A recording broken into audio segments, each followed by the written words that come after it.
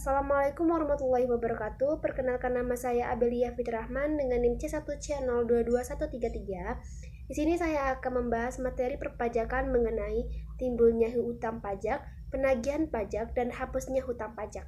Baik, masuk pada materi yang pertama, yaitu timbulnya hutang pajak.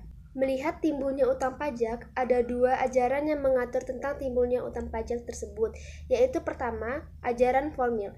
Ajaran formil adalah utang pajak timbul karena dikeluarkannya surat ketetapan pajak oleh Fiskus.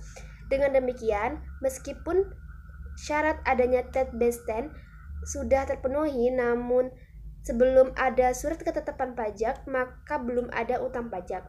Yang kedua ada ajaran material.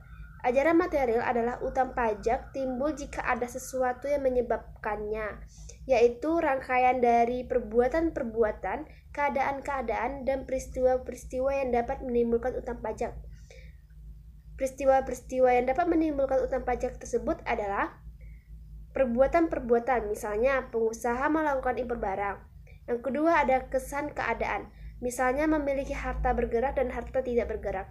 Dan yang ketiga ada peristiwa, misalnya mendapat hadiah undian.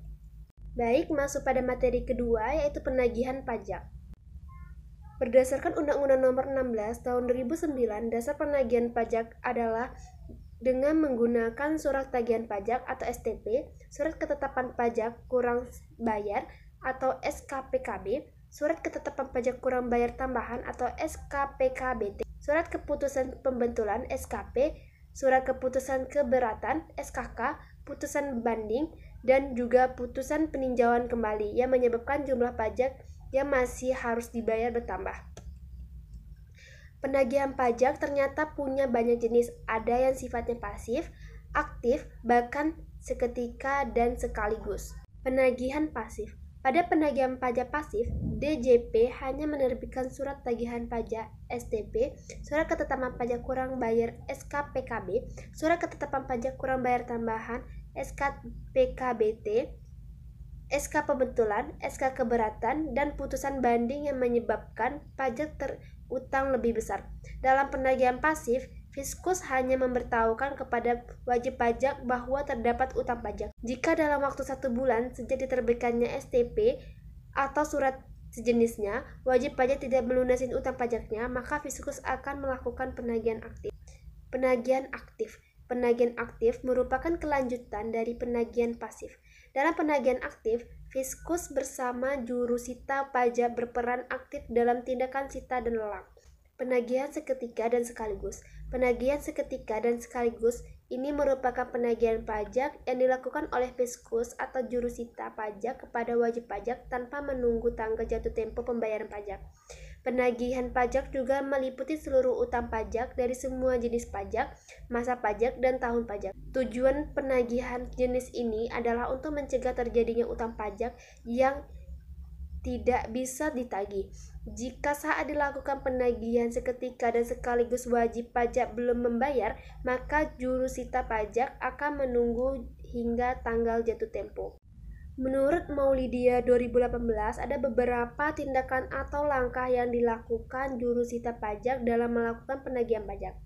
Yang pertama ada surat teguran. Surat teguran atau surat peringatan adalah surat yang diterbitkan untuk melaksanakan penagihan pajak. Jika dalam waktu 7 hari setelah tanggal jatuh tempo, penanggung pajak atau wajib pajak belum melunasi utang pajaknya, maka surat teguran ini akan sampai ke tangan penanggung pajak. Tujuannya adalah memberikan peringatan kepada penanggung pajak agar segera melunasi utang pajak sehingga tidak perlu lagi dilakukan penagihan secara paksa.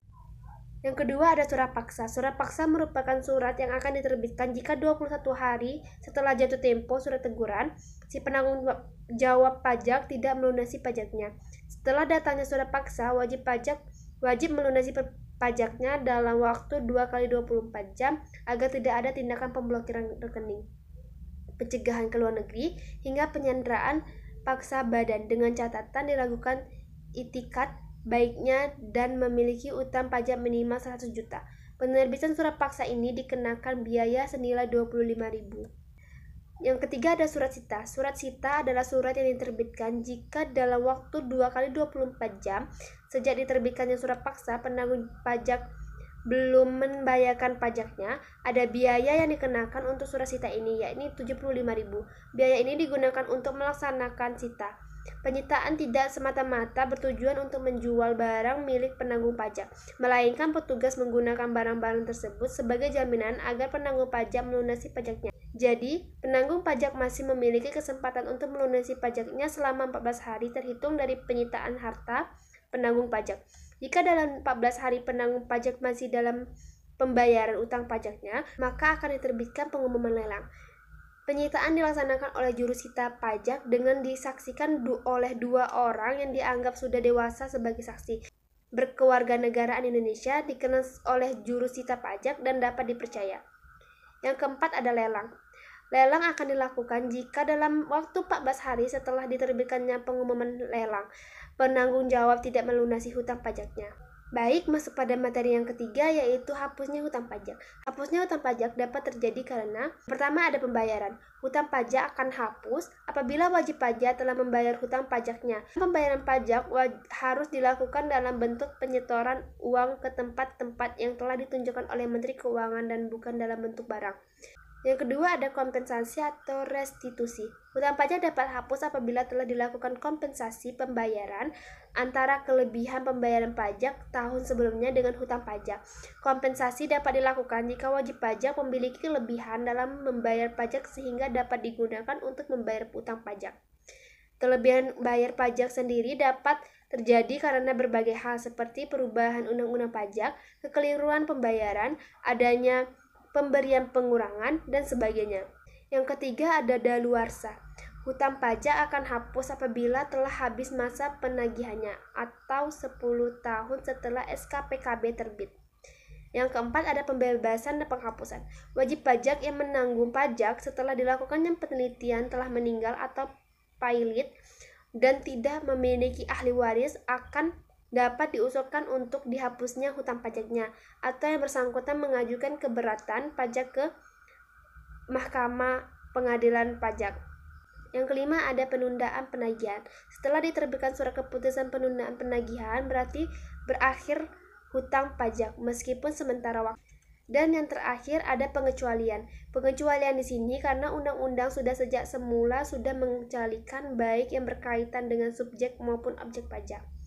Subjek pajak PPh yang dikecualikan sesuai dengan Undang-Undang Nomor 17 Tahun 2000 yaitu Badan Perwakilan Negara Asing, Pejabat Negara Asing, Organisasi Internasional, Pejabat Perwakilan Organisasi Internasional. Objek pajak PPh yang dikecualikan yaitu bantuan atau sumbangan hadiah, warisan, dan lain-lain. Karena dikecualikan tersebut berarti berakhirnya utang pajak karena pengecualian. Baik, sekian materi yang dapat saya sampaikan. Kurang dan lebihnya saya mohon maaf. Wabillahi taufiq wal hidayah. Wassalamualaikum warahmatullahi wabarakatuh.